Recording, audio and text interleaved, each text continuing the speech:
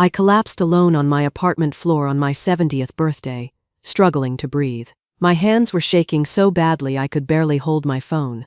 I needed help, fast. My finger slipped. I sent the text to the wrong person. The person who hadn't spoken to me in 12 years showed up at the hospital instead. I tried to apologize, told him he could leave, that I understood why he didn't want to see me. He looked at me like I'd said something crazy. "What are you talking about?" That's when I realized something was very, very wrong. And when he found the shoebox under my bed, when he saw what was inside, his face went white. 12 years. 12 years of lies, and I'd believed every single one. But that wasn't even the worst part. Because when he started looking at my finances, when he found what my son had been doing all this time, I had to make an impossible choice. And that choice changed our lives forever. My name is Barbara. I am 70 years old, and this is my story. Before we continue, please leave a comment telling us where you're watching from and subscribe to Never Too Old channel. We're creating a community of people who know that our best chapters can happen at any age. Now back to the story. I woke up on my 70th birthday to the sound of water dripping somewhere in the walls. The radiator clanked twice, then went silent. Cold air seeped through the window frame where the seal had cracked months ago. I pulled the thin blanket tighter and stared at the water stain spreading across the ceiling like a map of nowhere I wanted to go. 70 years old. The number sat heavy in my chest. I got up slowly, my knees complaining about the cold floor. The studio apartment at 847 Russell Street measured maybe 300 square feet if you counted the bathroom. Brown carpet, worn down to the backing near the door. A kitchenette with a hot plate and a mini fridge that hummed too loud. One window that looked out at the brick wall of the building next door. This was my life now. I made instant coffee because the real kind cost too much. 3 pills sat on the bathroom counter, carefully cut in half. The bottle said take 1 daily, but I made them last twice as long. The pharmacy wanted $40 for refills. Raymond gave me $400 a month for everything. Rent, food, medicine, everything. You learn to stretch things. I got dressed in one of my 3 dresses. This one was green, faded around the collar. I'd had it for 8 years, maybe 9. The buttons were loose but they still worked. The mailbox downstairs was empty like always. All my important mail went to Raymond's address now. Bank statements, social security notices, anything official. He'd set it up after my husband died, said it would be easier if he handled the paperwork. I was so lost back then, drowning in grief. It seemed like a kindness. Back upstairs, I sat at the small table and opened the photo album I kept on the shelf. My husband's face smiled up at me from a picture taken in the backyard on Stewart Street. Our old house, the real house, the one with the workshop in the garage and the maple tree Peter used to climb. My husband standing there with his reading glasses pushed up on his forehead, holding a wrench, completely happy. I turned the page. Peter at age 7, gap-toothed and grinning.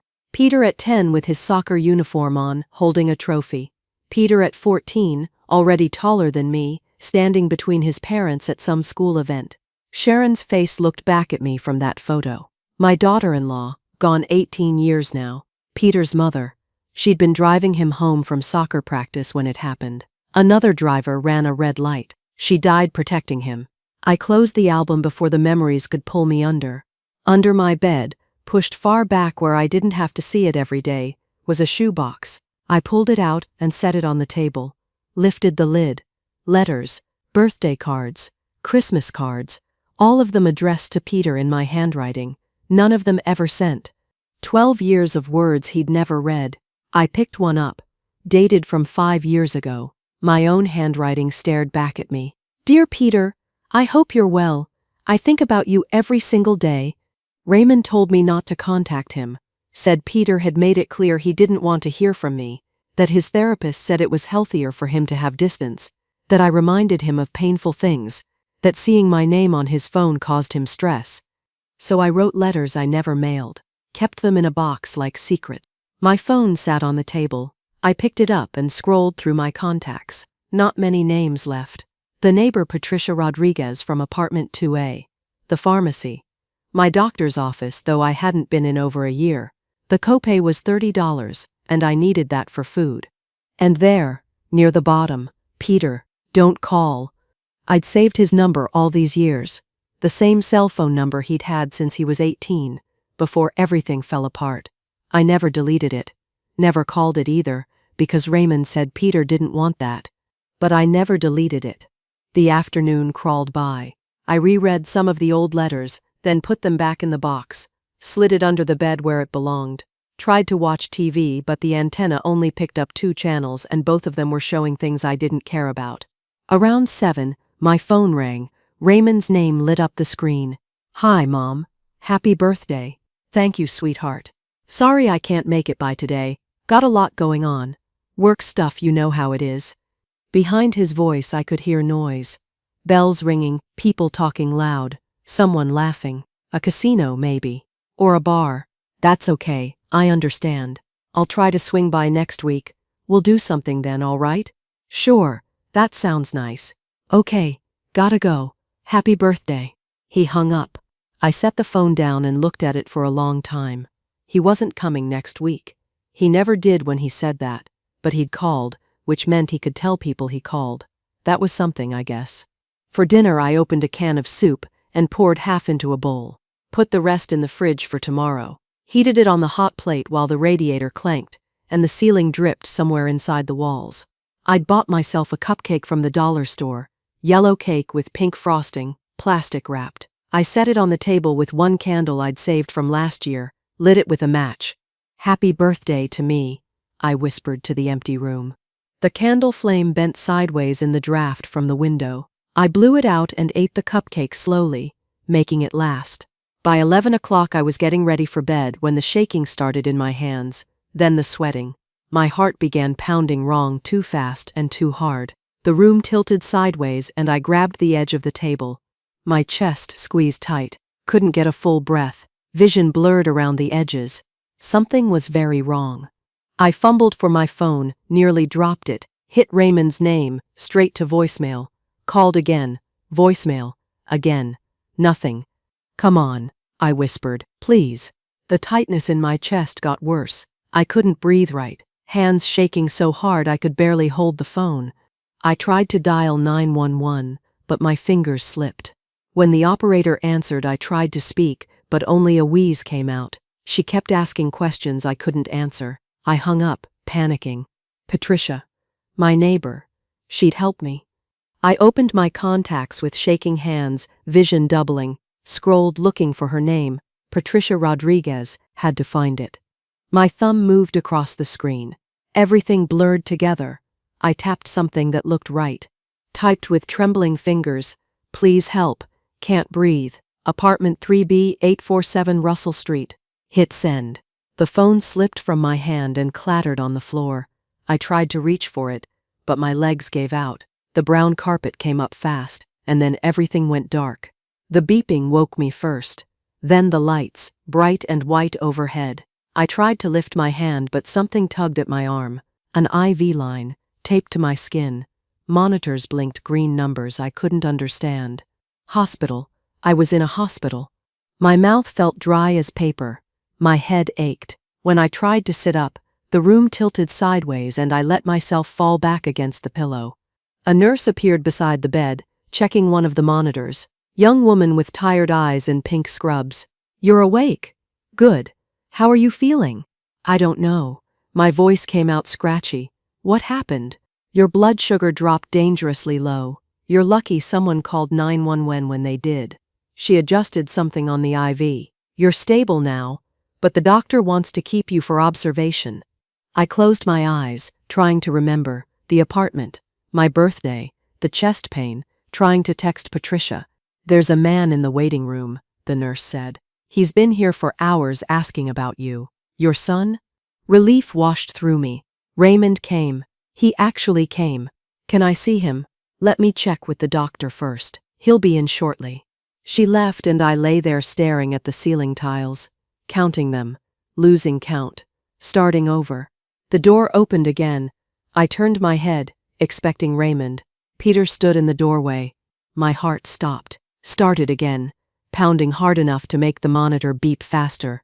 He looked taller than I remembered, broader in the shoulders, wore an expensive-looking coat and dark jeans. His hair was shorter, face older, but it was him, my grandson, standing right there. "What are you doing here?" The words came out wrong, too sharp. I tried to sit up, and the IV line pulled.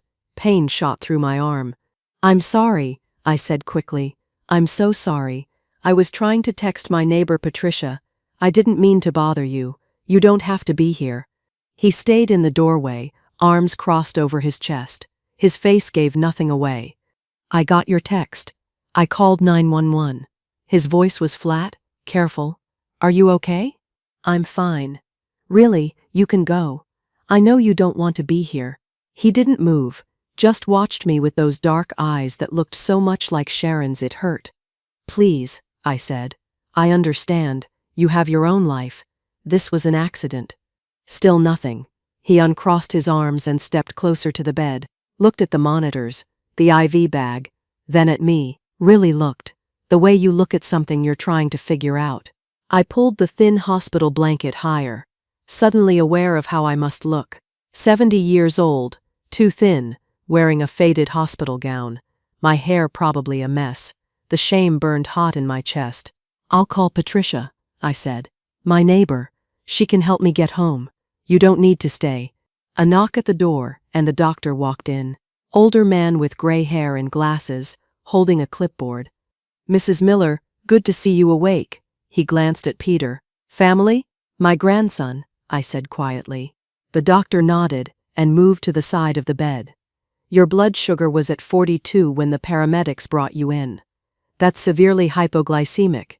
Another hour and we'd be having a very different conversation."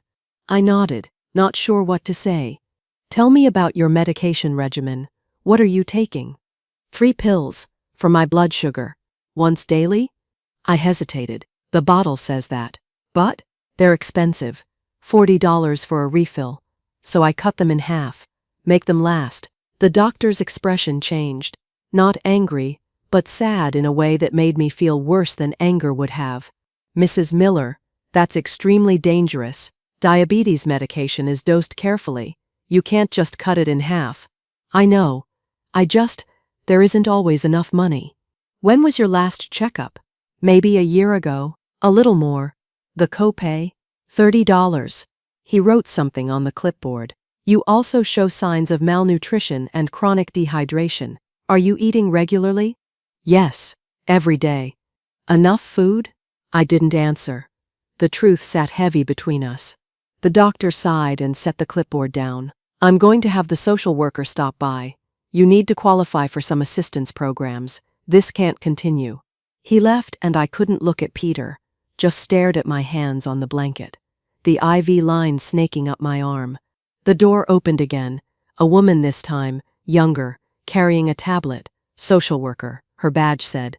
"Mrs. Miller, I'm Karen from Patient Services. I need to ask you a few questions about your living situation and emergency contacts." She pulled up a chair, started asking questions. "Who lived with me?" "Nobody." "Did I have family nearby?" "My son, emergency contact, Raymond Miller." "He's very busy," I said. "Works a lot. I don't want to bother him." Peter's jaw tightened. I saw it from the corner of my eye.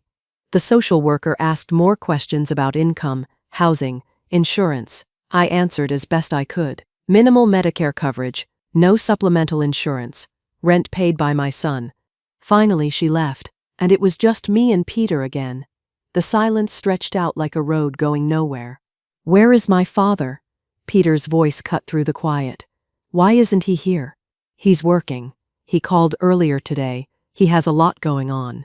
Even I could hear how weak that sounded. "He called? On your birthday?" "Yes. He wished me happy birthday." Peter said nothing for a long moment. Then, "Where are you living now? What happened to the house on Stewart Street?" The question surprised me. "You remember that house? I used to visit there, when I was a kid." Oh, the memory hurt. Peter running through those rooms, climbing the maple tree in the backyard. "After your grandfather died, the house needed so many repairs. Raymond said we had to sell it. He's been managing everything for me since then." Managing everything? My finances, my social security, all the paperwork. I twisted the edge of the blanket between my fingers. "It gets so confusing. He makes sure everything is paid. It's easier this way. Peter didn't respond. He looked at me, and I looked away. Couldn't stand whatever was in his eyes. He saw it all, I realized. The cheap hospital gown worn thin from too many washings, my arms too thin, bones showing through skin, the way I apologized for breathing. Everything Raymond must have told him about me, and nothing matching what he saw. You don't have to stay, I said again. Really, you have your own life. You already said that. I know, I just don't want you to feel obligated. He pulled the chair closer to the bed and sat down, stretched his legs out in front of him. I'll stay, but… I'll stay, he said again, quieter this time. I didn't know what to say to that, so I said nothing. The afternoon bled into evening. Nurses came and went. They brought me food and I ate a few bites before my stomach turned. Peter sat in that chair the whole time, sometimes looking at his phone, mostly just sitting. I tried to stay awake, tried to think of something to say that would make this less awful, but exhaustion pulled at me like weights tied to my bones. You can go, I whispered. I know you have your own life. I understand you don't want contact. Peter looked up from his phone. Who told you that? Raymond, your father. He said you needed distance. Something changed in Peter's face, just for a second, then it was gone. Get some rest, was all he said. I wanted to argue, but my eyes wouldn't stay open. The beeping of the monitors got softer farther away. Sleep reached up and pulled me under. When I woke sometime in the dark hours of night, Peter was still there, sitting in that chair with his coat folded on his lap, head tipped back against the wall. Not sleeping, just thinking. The fluorescent light from the hallway cut a line across his face. He looked like Sharon. Same serious expression she used to get when something bothered her. Same way of holding himself very still when his mind was working. I closed my eyes before he could see I was awake. Listened to the monitors beeping, the hospital sounds in the distance. Tried to understand why he was still here. Nothing made sense. Raymond said Peter didn't want contact, that I caused him stress, that his therapist recommended distance. So why was he sitting in this hospital room at 2 a.m? I didn't have an answer, and I was too tired, too confused, and too scared to look for one. Morning came with the sound of breakfast trays rolling down the hallway. I woke to find Peter still in the chair, coat folded on his lap, eyes closed. Not sleeping, I didn't think, just resting. The nurse came in to check my vitals and remove the IV, said the doctor wanted to see me before discharge. Peter opened his eyes when she left. You stayed all night, I said. Yeah, you didn't have to. He didn't answer that. Just stood and stretched, rolled his shoulders. The doctor came by around 8, checked my chart, asked how I felt. Better, I told him. He didn't look convinced but signed the discharge papers anyway. Said I needed to follow up with my regular doctor within a week. I nodded, knowing I wouldn't. $30 copay.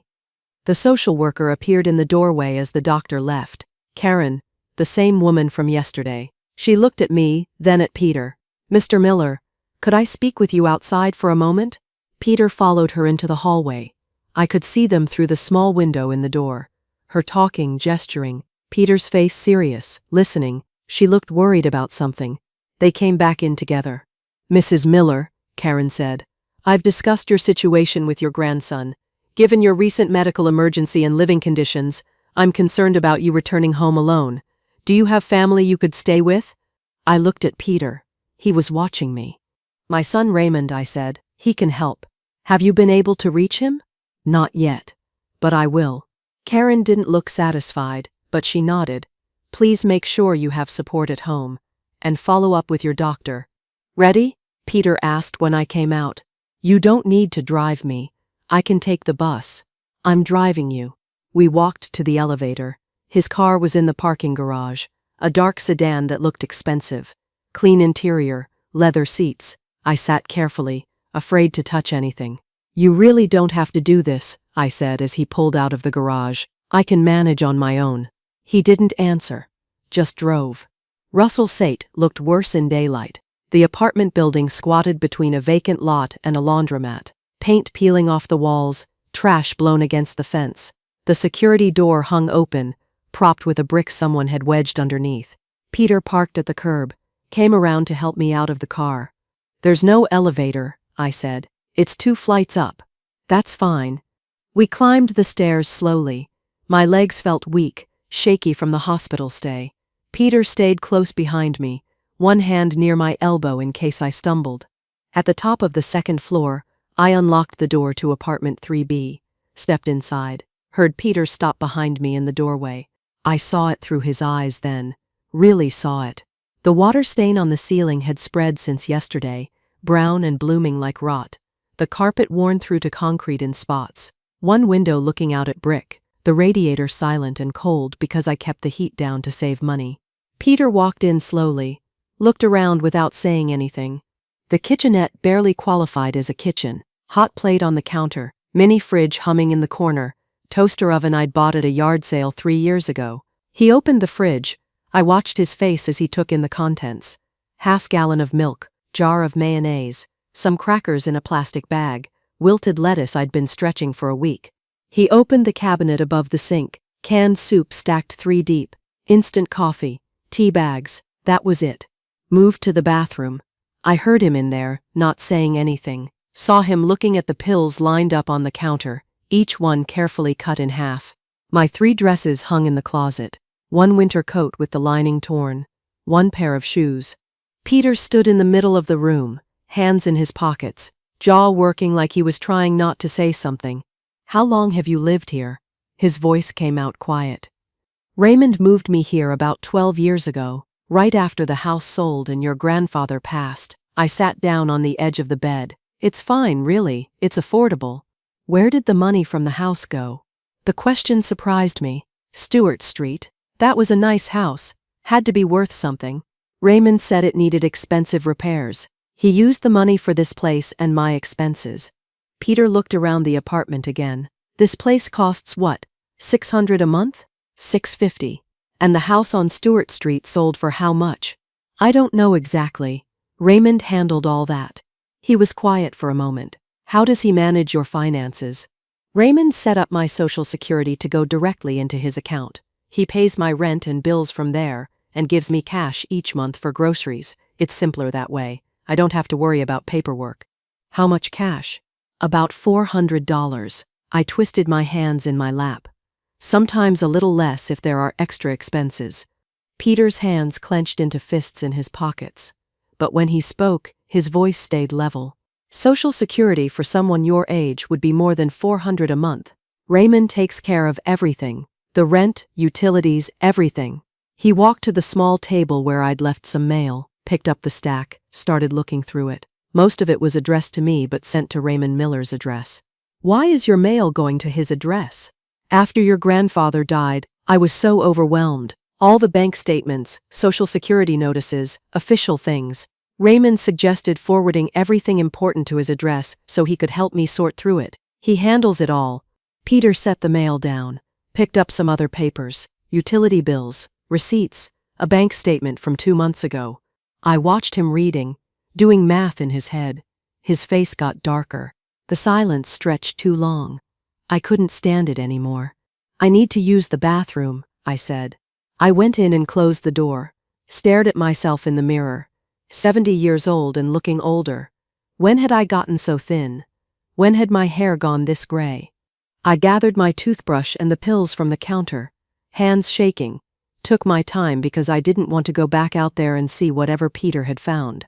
When I finally came back, he was sitting at the table with a shoebox in front of him. My shoebox, the one from under the bed. My stomach dropped. He held a letter in his hands, one of mine, addressed to him in my handwriting. He looked up at me and I saw something in his face I couldn't read. "What are these?" I set the toiletries down, couldn't look at him. "I'm sorry, I shouldn't have kept those," Raymond said. "You didn't want to hear from me, that it would upset you if I contacted you, so I wrote them, but never sent them. I couldn't throw them away." He picked up another letter, opened it, read, "Dear Peter, today would have been your mother's birthday. She would be so proud of the man you've become." His voice caught on the last word. I sat down on the bed, hands shaking. He opened more. Birthday cards, Christmas cards, letters about the weather, about things I saw that reminded me of him, about memories of Sharon, 12 years of words piling up on that table. What exactly did my father tell you about me? The question came out tight, controlled, like he was holding something back. I folded my hands in my lap. He said you were angry after your mother died, that you blamed the family for what happened, that your therapist recommended distance from me because I reminded you of painful memories. He said you told him to stop giving you my messages because seeing my name caused you stress. I took a breath. He said you'd moved on with your life and didn't want an old woman dragging you down. The silence stretched out. And you believed him? You're his son. Why would he lie about something like that? Peter set the letters down carefully, like they might break. My father told me you blamed me for my mother's death. The room tilted. What? He said that at her funeral, you told him if I hadn't needed to be picked up from soccer practice that day, she'd still be alive, that you couldn't stand to look at me because I reminded you of what you lost, that you said terrible things about me. I stood up so fast the room spun. No, Peter, no, he said. You were bitter and toxic, that I should cut contact for my own mental health. That's not true. None of that is true. Tears blurred my vision. Your mother loved you more than anything in this world. Taking you to practice, being your mother, that was her greatest joy. The accident was just that. An accident. Another driver ran a red light. It wasn't your fault. It was never your fault. My voice broke completely. I held you at the funeral. Do you remember? You were 14 years old and sobbing, and I held you. I told you it wasn't your fault. I would never say those things. How could he tell you that? We stared at each other across the tiny apartment, both of us shaking. He lied to both of us, Peter said, his voice barely a whisper. I sat down hard on the bed, put my hands over my face. For 12 years? For 12 years. I couldn't stop crying. 12 years of believing Peter didn't want me. 12 years of him believing I blamed him for Sharon's death. All of it lies. I need to know everything, Peter said after a long time. About the house. About your finances. All of it. He's your father. Maybe there's an explanation. Grandma. He cut me off, but gently. He kept us apart for 12 years with lies. He told you I didn't want you. He told me you blamed me for my mother's death. Look at this apartment. Look at your health. Look at those letters you wrote but never sent because you thought I hated you. His voice cracked. There's no innocent explanation for any of this. I wiped my eyes, looked at him sitting there with my letters spread across the table. He was right. I knew he was right. What do we do? I'm a financial forensic consultant. It's what I do for a living. Find fraud, trace money, uncover financial crimes. If something wrong is happening here, I'll find it. What if it's bad? He looked at me directly. Then we deal with it, together. But first we find the truth. I nodded slowly, scared of what we might find. More scared of not knowing. Okay, I whispered. Okay. Peter took me to a hotel that afternoon. A nice one. The kind with a doorman and marble floors in the lobby. My room had soft carpets, a king-sized bed with more pillows than I knew what to do with, and a bathroom bigger than my kitchen. He ordered room service, and I stared at the tray when it arrived. A sandwich, soup, salad, fruit, all of it for me. Eat, he said. I did. More food than I'd had in days. Over the next week and a half, Peter worked. That's what he called it. Work. He'd show up every morning with his laptop and folders, spread papers across the desk and coffee table, make phone calls I didn't understand. He'd hired people, a forensic accountant, an attorney who specialized in elder financial abuse. Words I'd never thought would apply to me. What if we're wrong about this? I asked on the third day. What if there's a reasonable explanation? Peter looked up from his laptop. Then the investigation will show that. But if we're right, if he's been stealing from you, don't you want to know? I twisted the edge of the bedspread between my fingers.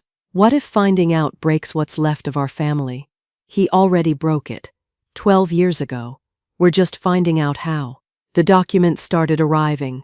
Big envelopes Peter signed for at the door. Bank statements, property records, insurance files, social security records, things I'd never seen, hadn't known existed. He spread them across every surface in the hotel room. I sat in the chair by the window and watched him work. The first thing he showed me was the power of attorney. "You signed this 12 years ago," he said, holding up the paper. "Do you remember?" I looked at the signature. Mine, but shaky. "After your grandfather died, I was so lost." Raymond said, "It was just in case he needed to help with paperwork. It gives him complete control over your finances." The words sat heavy in the air. Peter pulled out more papers. Property records for the house on Stewart Street. The house sold for $320,000. I blinked. What? $320,000. 12 years ago. He showed me the documents. "Your signature is on the sale papers." I looked at it. My name, but something about it looked wrong. Too perfect, like someone had traced it. Raymond told me the house needed $200,000 in repairs, that we barely broke even. Peter shook his head. "The inspection report shows normal wear, nothing major, and the sale money went into an account in his name only. You never saw a penny of it." My hands started shaking. He pulled out more papers. Social Security statements. "Your benefit is $1,850 a month. Raymond gives me $400. I know. He's been pocketing $1,450 every month for 12 years. That's over $209,000. The number didn't make sense. Too big. I couldn't wrap my mind around it. "There's more," Peter said quietly. He showed me papers about a life insurance policy. My husband's name at the top. $150,000. My name listed as beneficiary. "I didn't know about this," I whispered.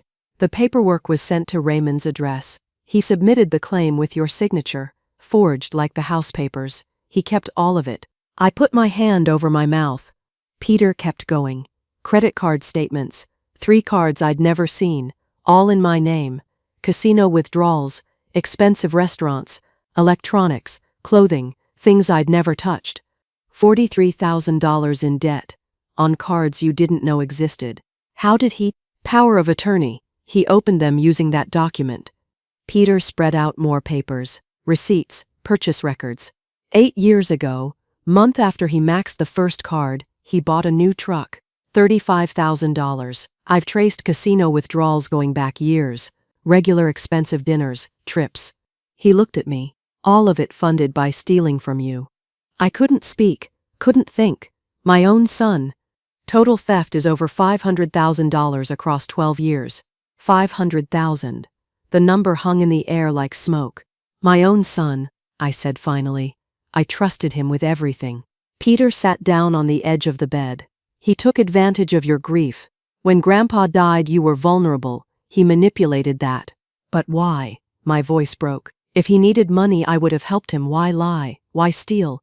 "Because this wasn't about need. This was about greed and control. And because if you knew the truth, you'd stop him."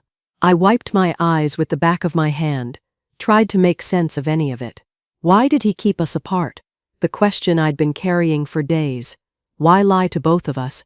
Peter was quiet for a long time. "Because together we would have figured it out. You would have told me about your finances. I would have seen how you were living. We would have compared stories and realized something was wrong. He needed us isolated from each other." The truth of it hit like cold water. He used my grief over losing you to control me. He used my fear of losing him too. And he used my guilt over my mother's death to keep me away. We sat in silence. The hotel room too quiet, too clean, too far from the life I'd known.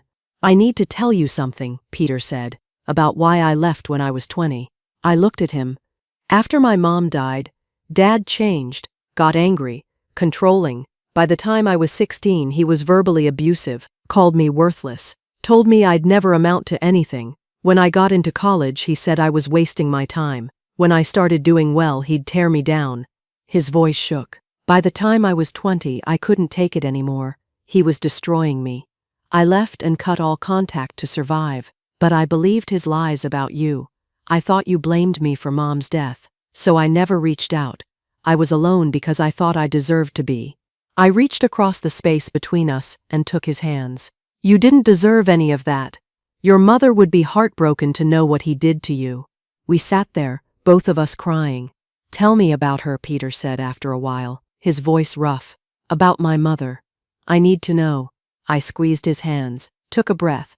Sharon was kind, funny in a quiet way that snuck up on you, patient with you when you were small and impatient with everything else. She loved being a mother more than anything, used to say you were the best thing she'd ever done. Peter's eyes filled with tears. She was driving you home from soccer practice on a spring evening. Another driver ran a red light at the intersection. She died protecting you. On impact. His face crumpled. At the funeral, I held you. You were 14, and sobbing, and I held you. I told you it wasn't your fault, that your mother's last thought was keeping you safe, that she loved you so much.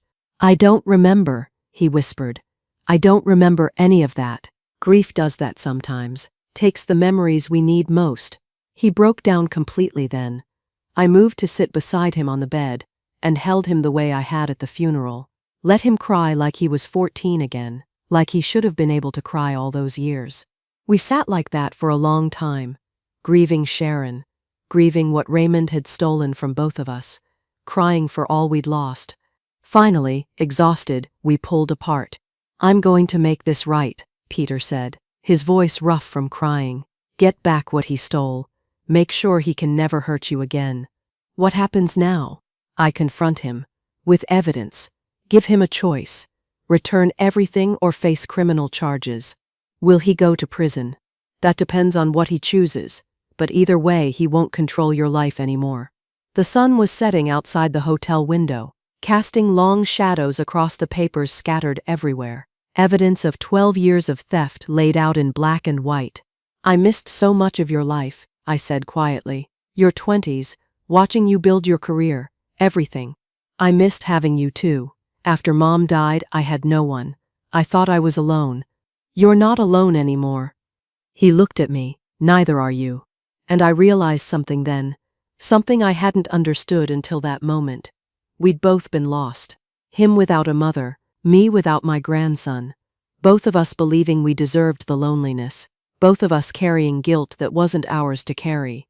Raymond had used our grief against us. Our love for each other. Twisted into a weapon. But we'd found each other again. And now we knew the truth. Peter stood and started gathering the papers into organized piles. I'll need you to sign some documents. Give me permission to act on your behalf legally. Okay. And I need you to trust me. This is going to get difficult. I looked at him. My grandson. Sharon's son. The boy I'd held at his mother's funeral, who'd grown into a man who knew how to fight back. I trust you, I said. And I meant it. Peter met with Raymond a week later. I stayed at the hotel because I couldn't face it. Couldn't sit across from my son, knowing what he'd done. Peter left early that morning with a folder thick with evidence. Told me he'd arranged to meet Raymond at a coffee shop downtown. Public place, neutral territory. I sat by the hotel window and waited. Tried to read but the words blurred together. Tried to watch television but couldn't focus. Just sat there counting minutes. Peter came back 3 hours later. His face was hard, closed off. How did it go? I asked. He tried everything. Denial, gaslighting, playing the victim. Peter set the folder on the desk. I gave him 48 hours to start returning the money. After that, we file criminal charges. What did he say?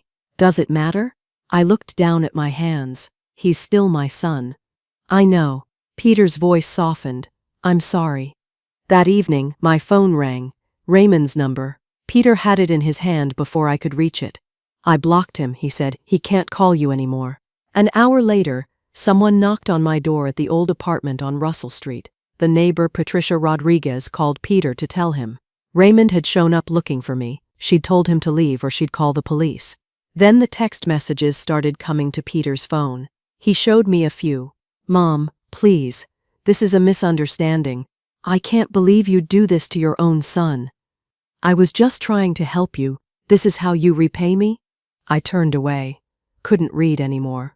The next morning, Peter and his attorney went to the police station, filed a formal report for elder financial abuse, came back with papers for an emergency restraining order.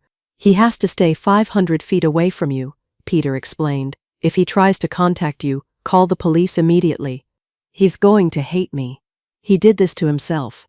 Over the following months, the legal process ground forward. Raymond hired an attorney, using money he still had hidden somewhere. His lawyer looked at the evidence and told him the truth. He couldn't win. Too much documentation. Too much proof. He had 3 choices. Fight it and go to prison. Settle civilly. Take a plea deal. Peter told me Raymond's girlfriend left him when she found out. That people at his work were talking. That he'd become someone nobody wanted to be around. I felt sorry for him. Hated myself for it. But I did. He's still my son, I said to Peter one night. I know. But you can't protect him from the consequences of his choices. I've lost him. My only child.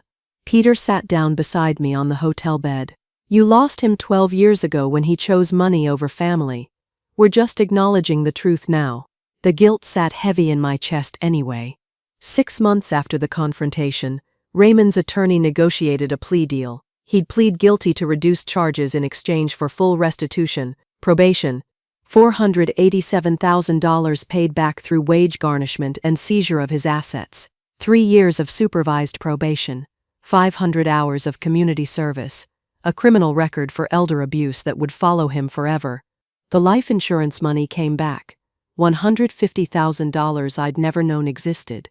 The house sale money, traced through Raymond's accounts, $320,000, the stolen Social Security payments, $17,000 still sitting in his account.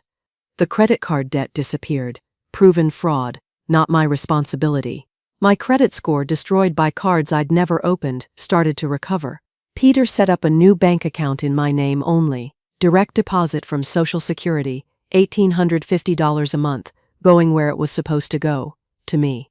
But the money didn't make me feel better. Just tired, exhausted from the betrayal of it all. The final court date came on a Tuesday morning in November. Peter drove me to the courthouse. I wore my green dress, still the nicest thing I owned.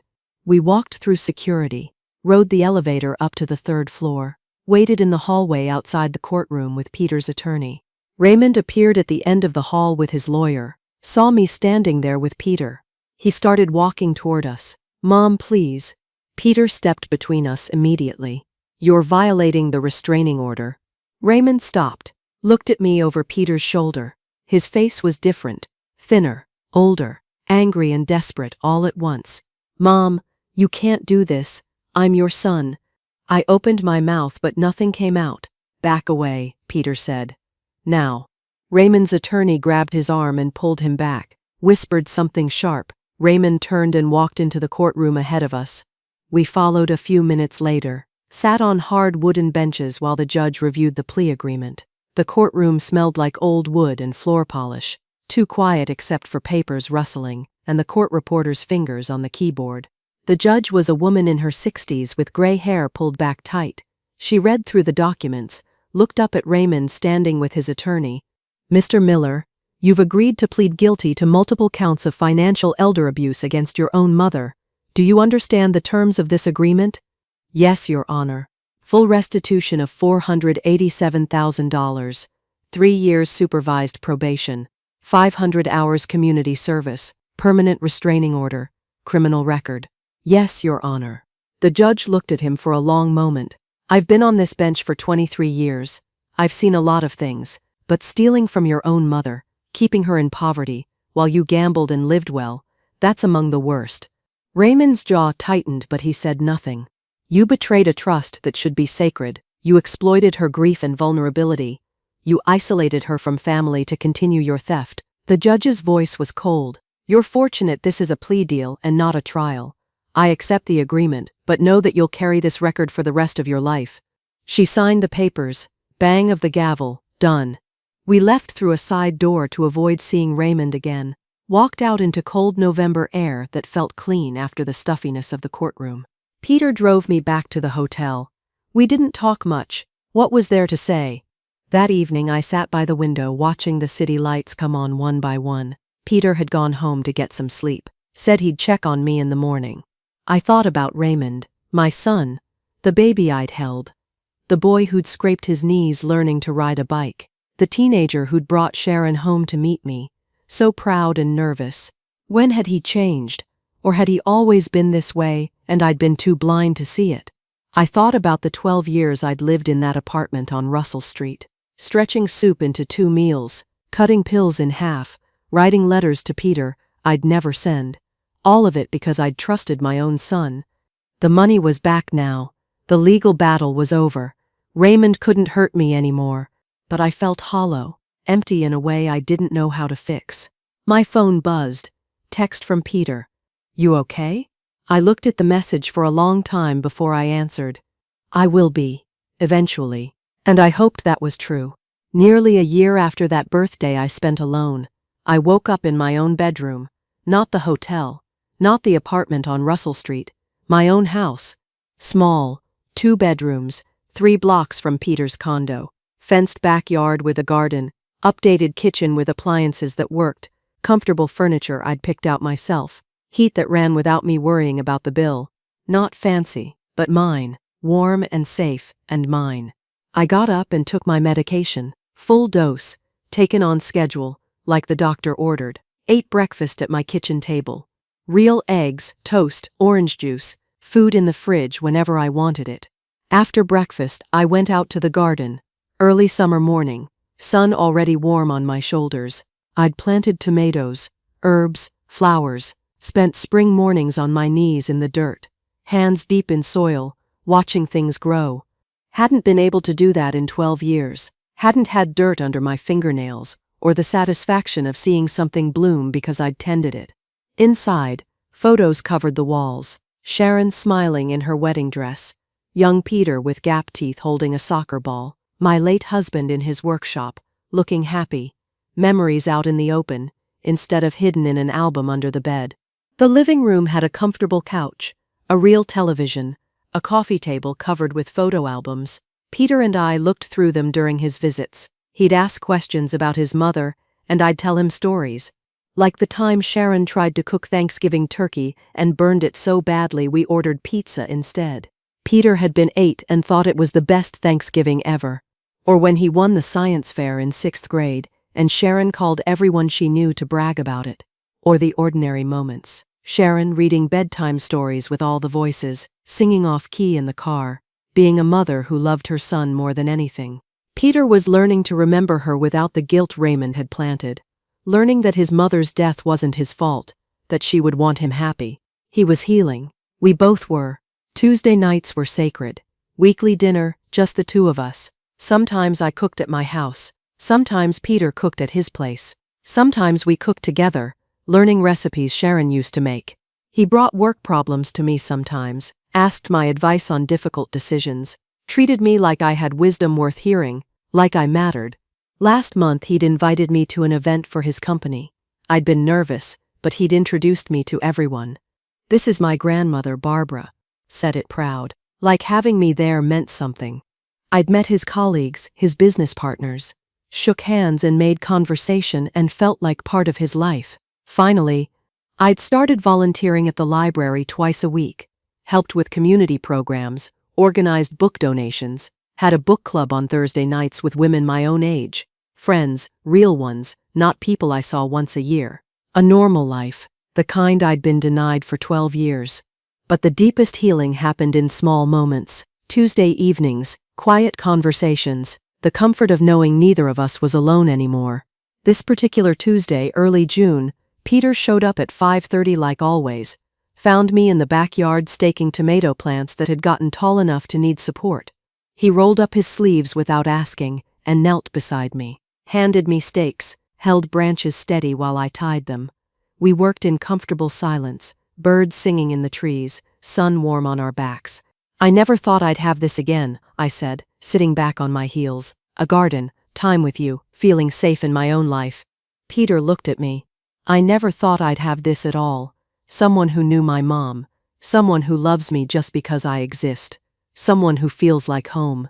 I stopped working, turned to face him fully. "You were always a good boy, Peter. Even when your father tried to convince me otherwise. Somewhere inside I knew. I'm sorry you spent so many years alone. I'm sorry you did too."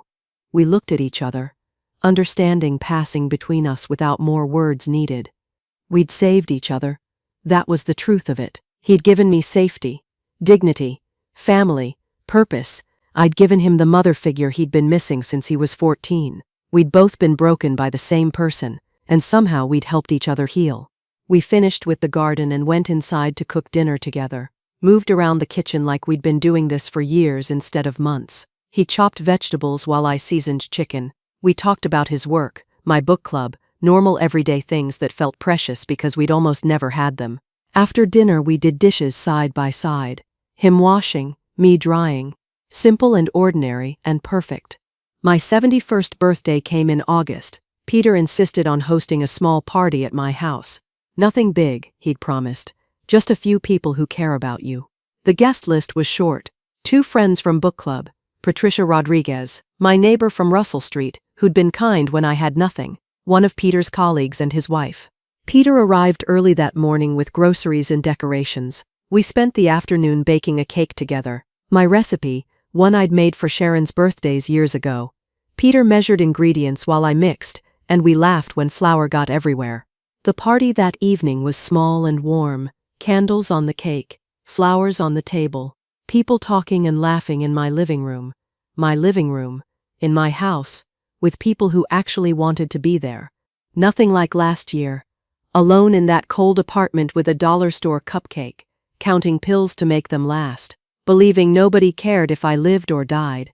Peter made a toast before we cut the cake, raised his glass and looked at me with eyes that reminded me so much of Sharon. To Grandma Barbara, who taught me what family really means, not blood, not obligation, but love, and actually showing up when it matters. I cried.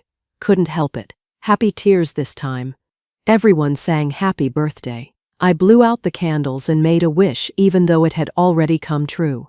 After the guests left, Peter and I cleaned up together, washed dishes, put away leftovers, wiped down counters, comfortable silence between us. I thought about last year. The fear, the loneliness, accidentally texting him when I'd meant to reach my neighbor, the worst mistake that had turned into the best thing that ever happened. Peter dried the last dish and set it in the cabinet, looked completely at home in my kitchen, because he was home, we both were.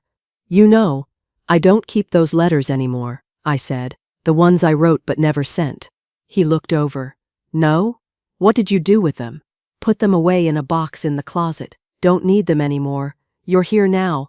Peter set down the dish towel and hugged me, held me tight. I'm not going anywhere, Grandma. I promise, never again. I held him back just as tight. Neither am I. He left around 10, hugged me goodbye at the door and drove home. I watched his taillights disappear down the street before I went back inside. Stood at the kitchen window looking out at the backyard, garden in full bloom, tomatoes ripening. Flowers bright even in the fading light. The house was warm around me, real food in the fridge, medications lined up on the counter, full doses I could afford, bills paid, heat that worked, a life that felt solid. My phone buzzed on the counter. Text from Peter. Thanks for tonight. See you Tuesday. Love you. I picked it up and typed back. Love you too, sweetheart. Set the phone down. Looked around my kitchen. This small, ordinary space that meant everything. I thought about Raymond briefly. Felt sadness but not guilt anymore. He'd made his choices. I couldn't change that. Couldn't fix him or save him. Could only save myself. He'd lost everything. His mother, his son, his reputation, his freedom, in a way, with that criminal record following him forever. I'd grieved that loss, still grieved it sometimes, but I'd made peace with it too. I thought about my late husband, hoped he'd be proud of me for standing up for myself, for not letting our son destroy what was left of my life. I thought about Sharon, knew she'd be grateful that Peter was cared for, that he had someone who loved him and kept her memory alive. Thank you, I whispered to the empty kitchen. To Sharon for being the kind of mother Peter needed to remember. To fate, or luck, or whatever force had made my fingers slip that night. To the accidental text that had brought us back together. To my own courage for trusting Peter when he said he'd help. I was 71 years old. For 12 years I'd believed I was alone. Believed I deserved to be alone because my grandson didn't want me. All of it lies. The truth was, I'd never stopped being loved. Peter had never stopped being the good boy I'd raised. We'd just been kept apart by someone who'd twisted our grief into a weapon. But we'd found each other again. And we'd built something new. Not the family we'd lost, that was gone. But something different, something chosen. Peter had chosen to stay. I'd chosen to trust. Together we'd chosen family. And that made all the difference.